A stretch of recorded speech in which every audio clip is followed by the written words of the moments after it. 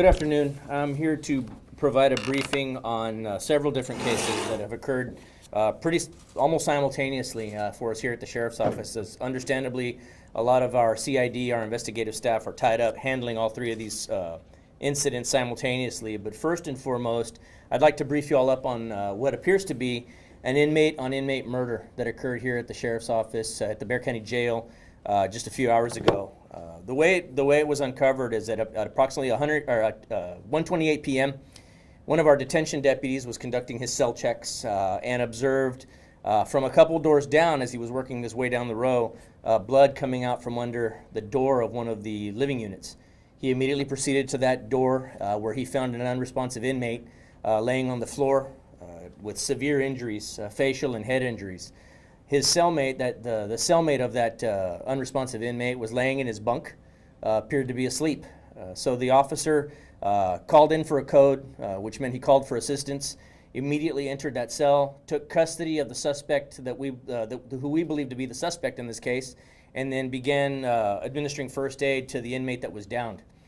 He called for medical. Medical made the location, took over life-saving measures on the inmate, but unfortunately, that inmate was pronounced dead at 1:47 p.m. Here at the jail. The inmate in question, the suspect, is Shandrick Van Anthony Buckley, 31 years of age. He was already here for a charge of murder, first-degree murder, and just a few days ago assaulted a deputy without provocation as well. He was just recently magistrated for that assault on that deputy, and then of course this incident today happened. Today, the Texas Rangers are here investigating that death in accordance with Sandra Bland Act. We have to call in an outside agency to investigate. Typically, it's either going to be Converse Police Department that has volunteered to be our secondary agency, or the Texas Rangers. So the Rangers are here still processing the scene, and we have not yet determined the exact charge. At the very least, it's looking to be a murder charge that Mr. Buckley will be booked on, but it's quite possible that it could be up to and including a capital murder charge that he'll be picking up as well. The victim in this case, although I can't identify him by name yet, next of kin has not been notified, and we're still waiting for the medical examiner to provide definitive identification. We believe him to be a 31-year-old white male. He was here for charges of fraudulent use of identification, some credit card abuse charges, 2 counts of possession of controlled substance, and a theft charge. That victim is believed to be a former gang member, Aryan Brotherhood gang. He's got quite an extensive rap sheet himself, but I don't believe it was anything violent, although the reason that victim was recently put into that area of the maximum security area is because he was also involved in a violent disturbance earlier today with other inmates, and so he was moved into that cell with Mr. Shandrick, or with Mr. Buckley. So what we're dealing with is trying to move inmates around in a maximum security environment, which, quite frankly, and we've spoken about this before, one of the things that's exacerbating the situation around here is we've got a higher than usual inmate population, and it's an increasingly violent inmate population, as can be demonstrated by today. So I'll open it up to whatever questions regarding this case before I move on to the other cases. ¿Quién lo encontró? Un oficial que estaba haciendo sus cheques de las celdas se encontró, él encontró sangre saliendo debajo de una puerta de una celda. Entró a esa celda, se encontró con 2 reos. Uno de ellos estaba sufriendo de heridas graves en el suelo, y el otro estaba acostado en su cama. El oficial entró a la celda, arrestó al que nosotros pensamos que es el sospechoso en este caso, y él le empezó a administrar primeros auxilios a la víctima. Él también le habló a 2 médicos, que los médicos entraron, ellos siguieron dándole los primeros auxilios a la víctima, pero desafortunadamente la víctima fue pronunciada fallecida.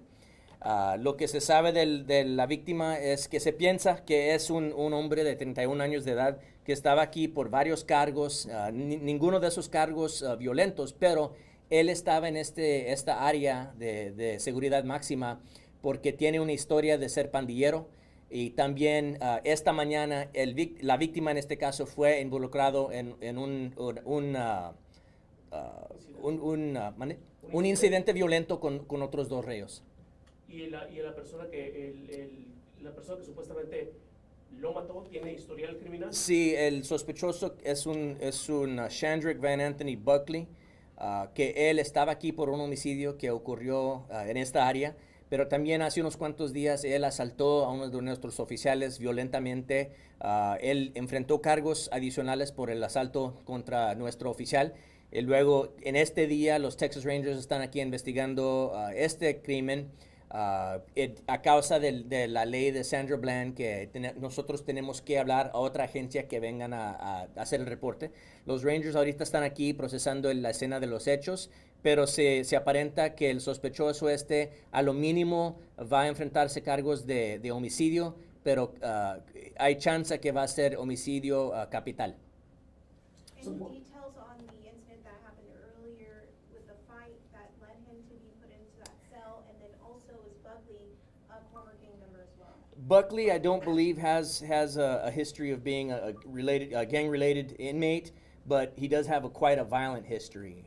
So quite frankly, with regard to Buckley, we're moving him to the most maximum secure area that we have in the jail, an area that's highly secured and everybody's in solitary confinement. But here's the problem with that area. It's got a limited capacity. We're going to have to move another inmate out to make room for him. Another inmate that's probably just as deserving as being in this maximum solitary area, which again, it just brings me to my point that we've got an increasingly violent inmate population that we're dealing with, and so we're definitely constantly reminding our deputies to be extremely cautious with every inmate.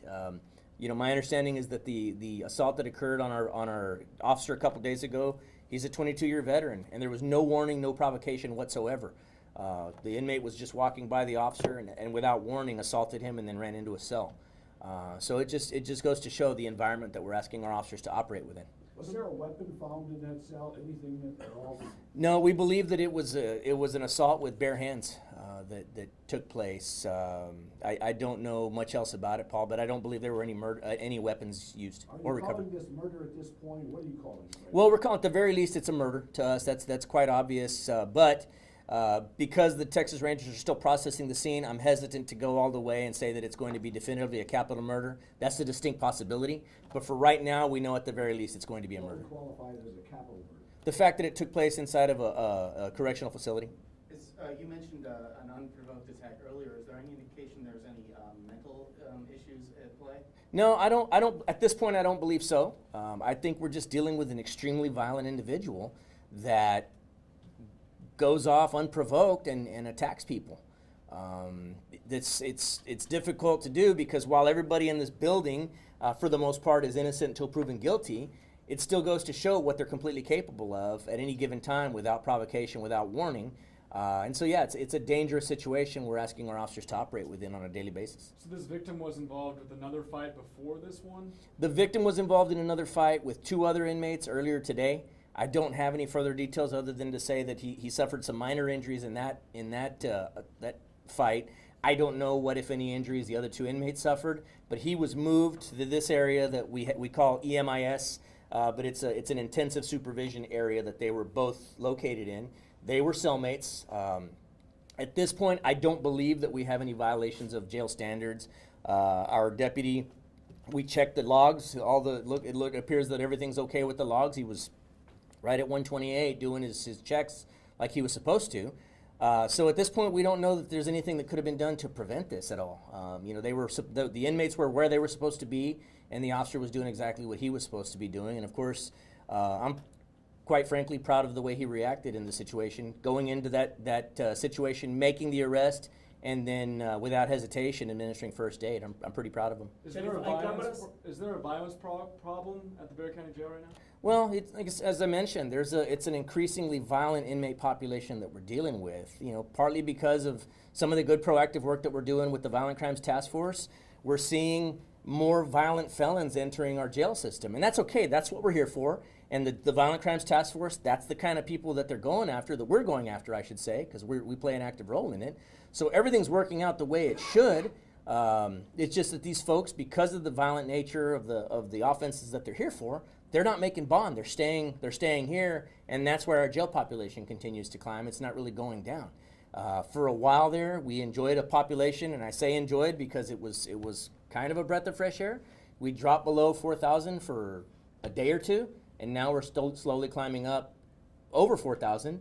And I'm fully expecting that this place will be at capacity by this summer, quite frankly.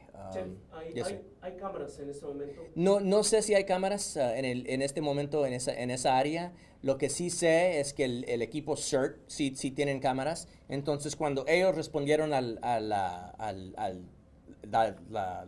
violencia, pienso que ellos también tenían cámaras. Pero no, hasta ahorita no se sabe si hay cámaras en el área. Si es un área de máxima seguridad, Sheriff, ¿cabría la posibilidad de que ustedes tuvieran cámaras y de que ustedes supieran si hay cámaras? Bueno, quisiéramos. Pues ahorita no me he dado cuenta de cámaras, pero eso no dice que no hay. No me han dicho porque todavía está pasando este incidente. Pero será posible. Yo quisiera tener cámaras en cualquier parte de la cárcel, pero obviamente es algo que cuesta dinero. Y pues en esta hora no tenemos esa clase de dinero de poner cámaras en cualquier... pero quisiéramos.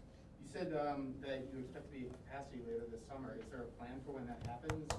It just kind of happens. I mean, we know that during the summer, statistically speaking, we know that our jail population is going to climb.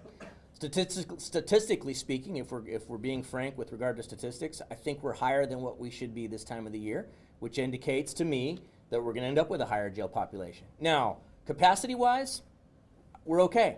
We just added these additional cells on the South Tower.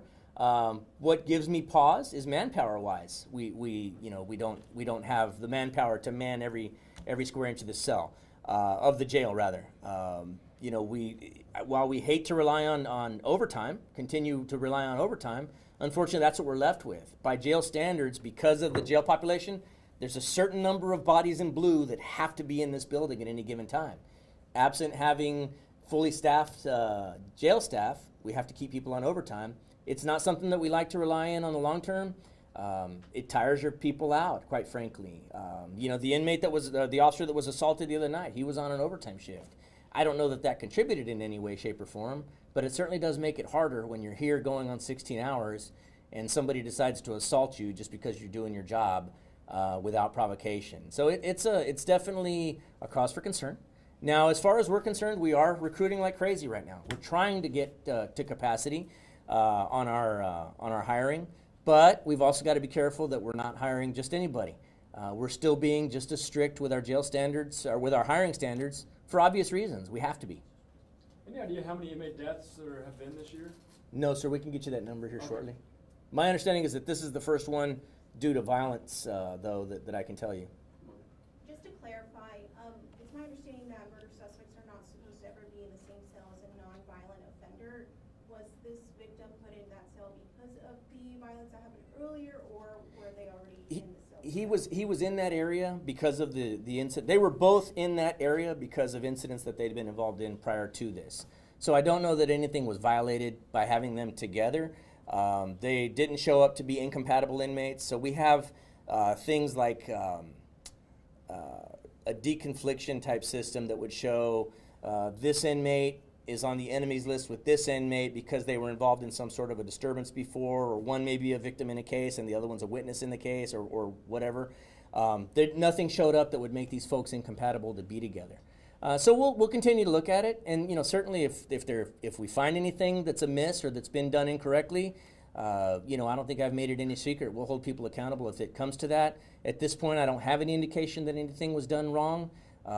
We've got, quite frankly, a young deputy that is quite shaken up over this, and we're handling him appropriately with regard to that as well. Once we make sure that he's okay, we'll continue to process, and with the Texas Rangers, if there's anything that needs to be handled differently, we certainly will. Did the suspect show any remorse? I haven't talked to the suspect at all. My understanding is that later on we will give you all the opportunity to get footage of him. So I don't have any information on that, sir. ¿Los dos son white males, los dos? No, el sospechoso en el caso es afroamericano y la víctima es white male. Y esa es la que es a lo mejor parte de Aryan. Aryan Brotherhood, la víctima. What he asked me was if they were both their race. The suspect in the case is an African-American male, and the victim in the case is a white male, believed to be former Aryan Brotherhood. that wasn't taken into consideration when deciding to put them together? No, again, there's only so much we can do with people that have a violent history or a organized crime history. There's only so many places we can put them in this jail. So while it would be nice to be able to take everything into consideration, the fact that he was a former gang member is probably what allowed him to be placed in this area. But again, they've both been involved in violent disturbances very recently, and we're doing what we can with the resources that we have. If it was former Aryan Brotherhood, he wasn't currently. Former Aryan Brotherhood. They make a distinction in our system, and our indication is he was a former Aryan Brotherhood. Thank you. Yes, sir. Is that everything with regard to this case? Okay. So the other two cases, if I can give you details on those. Earlier this afternoon, our Bexar County Sheriff's CID unit shot our narcotics folks, executed 4 simultaneous search warrants on some 8-liner locations in deep South Bexar County. They hit 4 locations that were almost next to each other out on Highway 16. We've got some footage and some photos to share with you all later on. At this point, they do know that they've got several $1,000s in seized assets there at those locations. These locations continue to pop up around Bexar County, out in the outskirts. And the reason that they're problematic is, quite frankly, they are frequented by some of the elderly population that unfortunately are separated from their money. Many of them are on fixed income, many of them are on government income, and these places make their living defrauding them out of their money. And so it is a problem for us. It continues to be a problem. This is the first one in recent memory. My understanding is it's been several years since the Sheriff's Office has taken on a case like this, but it's necessary. As they continue to become problematic, we're going to continue to target them. And then the third case I can brief you up on, a couple of days ago, for March 28th, I believe, we reported a young lady, Karina Munoz, 14 years of age, as a possibly a runaway, missing person. She's been located today. We located her safe and sound. She was in the company of a known adult male over far west Bexar County in some apartments off Petrenko. So right now she was brought in. She's being released to her mom right now. We're happy to say that she's safe and sound. The adult male that she was found with, however, it's possible that he may be facing some charges. Not sure what those charges are. At the very least, probably harboring a runaway, but it's possible there may be some other charges that apply as well. And so while we're extremely happy that this young lady is back where she belongs at home, safe and sound, we would urge this suspect, he knows who he is, to come in and talk to us before we go out looking for him. So that's all the information I have on that case. En esta, entonces encontraron sin ningún problema a una muchacha, a un menor de edad. Una muchacha de 14 años de edad que ella huyó de su casa el día 28 de marzo. Ella, este día, un empleado de los apartamentos entró al apartamento para hacer un servicio en el apartamento, se encontró con esta niña, nos habló a nosotros logramos encontrar a la niña, está buena, está bien, nosotros ya la recogimos y se la entregamos a su mamá. El apartamento pertenece a un hombre de 18 años de edad, que será posible que él va a enfrentar varios cargos, y le urgimos a él que se entregue a nosotros para hablar con nosotros y a ver cuáles cargos se enfrenta. Okay. Thank you. Thank you.